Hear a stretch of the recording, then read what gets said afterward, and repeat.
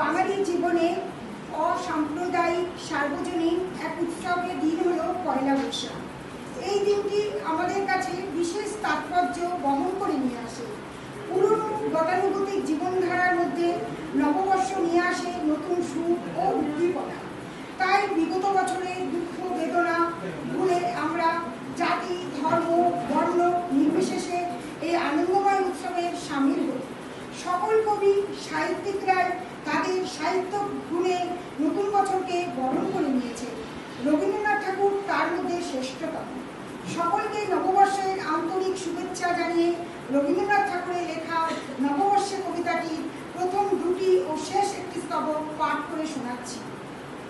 নিশি অবসান প্রায় ওই পুরাতন বর্ষ হয় গত, আমি আজি ধুলি তলে জীর্ণ জীবন পরিণাম নত।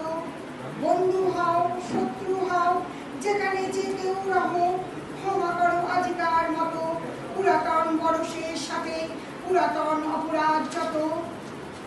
আজি বাড়িতেছি বসি সংকল্প নতুন, অন্তরে আমার সংসারে ফিরিয়া গিয়া হয়তো কখন ভুলিব আবার। তখন কঠিন ঘাতে এনো অশ্রু আকিপাতে অদমের করিও বিচার। আজি নববরষ প্রভাতে ভিক্ষা চাহি মার্জনা দশা। ওই এলো এ জীবন নতুন প্রভাতে নতুন বরষ, মনে করি প্রীতি ভরে বাঁধি হাতে হাতে না পাই সাহস। নব অতিথিরে তবু ফিরাইতে নাহি কবু, এসো এসো নতুন দিবস। ভরিলাম পুণ্য অশ্রু জলে আজিকার মঙ্গল কলস।